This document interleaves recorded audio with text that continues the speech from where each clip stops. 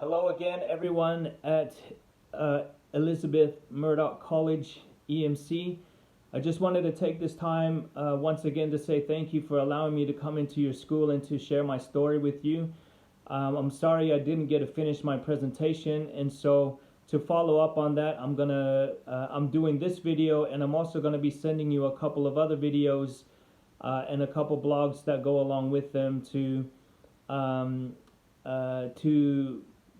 share with you a couple of the important points that I had in my presentation, which I didn't get to cover. And so one of those video blogs is going to be about the lies that we tell ourselves before we become addicts, and how important it is for you to recognize when you're telling yourself a lie. And also the other video blog is going to be about peer pressure, which I know is something that's really important and something that you're challenged with, especially at this stage in your life and in your schooling. And so these videos will actually be tagged on my blog spot, which is lisiatetonga.blogspot.com.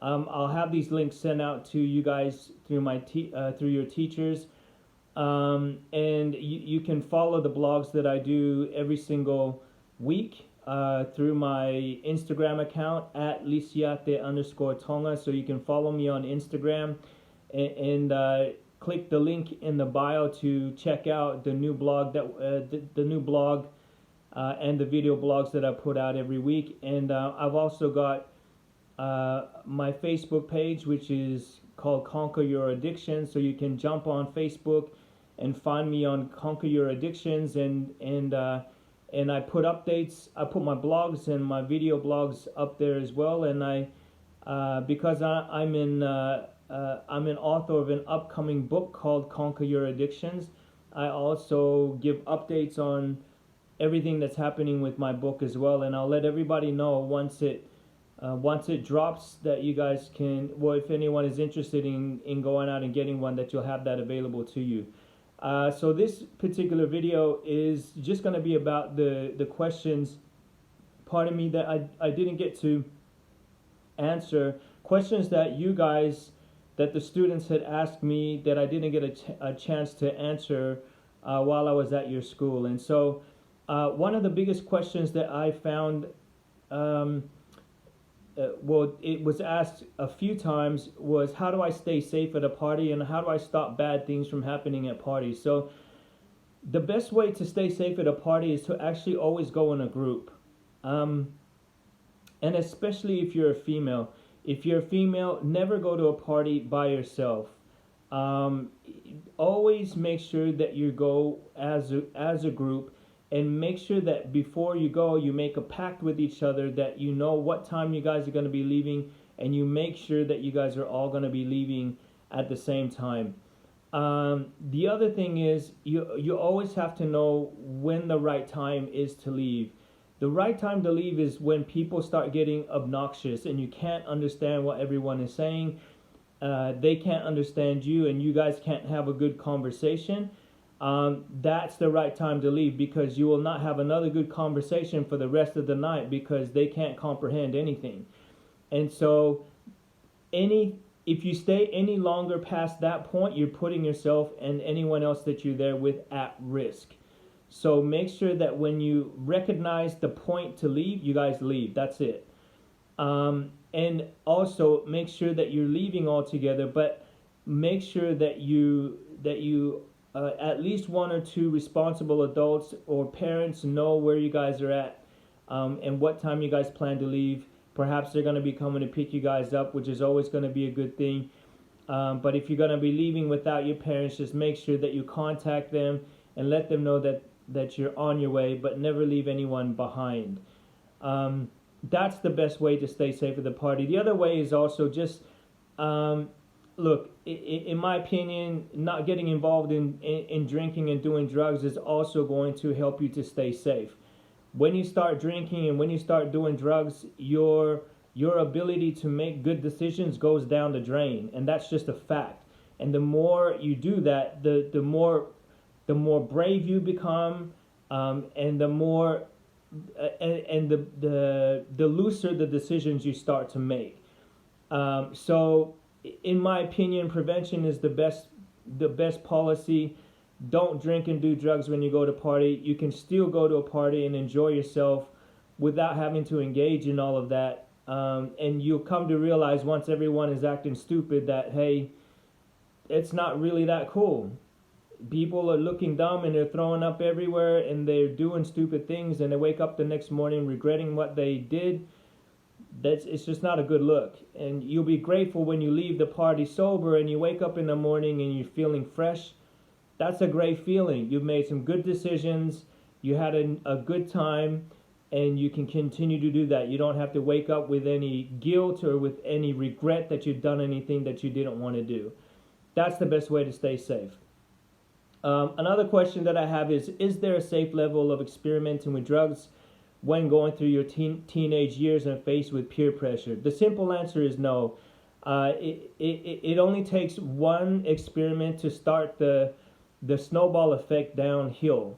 So there's no right amount of drugs to do that is safe, because people react to drugs differently. Some people, it takes a little bit longer than others to get hooked. Don't test yourself. Don't test yourself. That is one of the lies that addicts have told themselves before they became addicts, is that a little bit won't hurt me.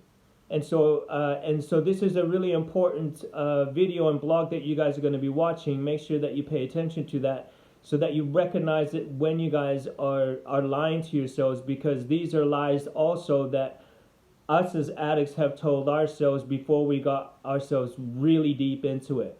And that's one of the biggest lies we tell ourselves, is that a little bit just won't hurt me. Well, maybe a little bit right then, but that starts the ball rolling, and next thing you know, you're in a position that you don't want to be in. So that's my advice on that particular question. The other question I had was, how can I help a friend who is becoming dangerous without ruining our relationship or betraying their trust? So, look, this one is I can appreciate that, you know, at this stage in your life, you don't really want to lose friends. You really want to keep as many friends as you do have. But to be quite honest, if you really want to be a true friend, and if you really, and this is going to come out in my video blog about peer pressure. I'm going to give you some advice on how to figure out who the people around you, whether the people around you are real friends or if they aren't. But a real friend will tell the other friend straight up exactly what's happening. Hey, you're not in a good position. You're not going down the right track. You're making terrible decisions. That's what a good friend does, right? A good friend does not tell you what you want to hear, right? And don't feel like in order for you to keep that relationship, you've got to tell them what they want to hear. You're not doing them any favors by doing that, right? You're not actually helping them. They can't really see that they're heading in the wrong direction, and they may push back when you approach them that way and tell them, hey, look, you need to pull your head in. You're going down the wrong track. Tell somebody that can help them or give them the support that they need. And they may not like you, but I tell you what, that's what a real friend is. You betray their trust by not doing that, because a real friend is trying to really help, not trying to allow things to get worse. I hope that really makes sense, right? Trust is doing the right thing, right? Not telling somebody what they want to hear and then allowing things to get worse, right? Don't get that confused. Be a true friend. Have the courage to be a true friend. And even if it costs you that relationship, it's okay. It may not be something that you need in your life right now anyways, because they're not really adding any value to your life, to be quite honest. But if you really want to be there for them, you tell them exactly what's happening. Be honest and upfront with them. Be empathetic and get them the help that they need, because I'll tell you what, if that was you and you were heading in the wrong direction, wouldn't you want somebody to pull your head in and say, hey, you're not heading in the right direction? Because if let's say nobody does that and you end up in the wrong place, you're going to be like, why didn't anyone tell me? You know, everyone was too busy trying to tell you what you want to hear because they didn't want to hurt your feelings or lose that relationship with you. So that's a really important distinction to make when you're confronted with these situations. Have the courage to be a good friend. Understand what a real friend is and what a real friend does, and also understand what whether the people that you're surrounded with are your real friends. And if they're not, then you need to move them on in your life because they're not adding any value to it.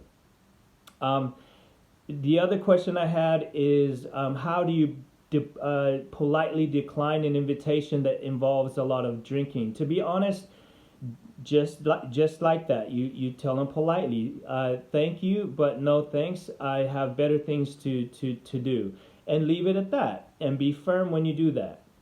Right? And if they ask you, look, hey, what else do you have to do, or what else are you doing, then you can tell them. Even if you don't have something to do, you can tell them, hey, look, that night I plan to keep all my brain cells, and I plan to wake up the next morning and feel good about myself. That's what I plan to do. But you know what? If you really want to answer that question, the best way to answer that question when you're confronted with it is to get yourself involved in other activities that don't involve drugs and alcohol.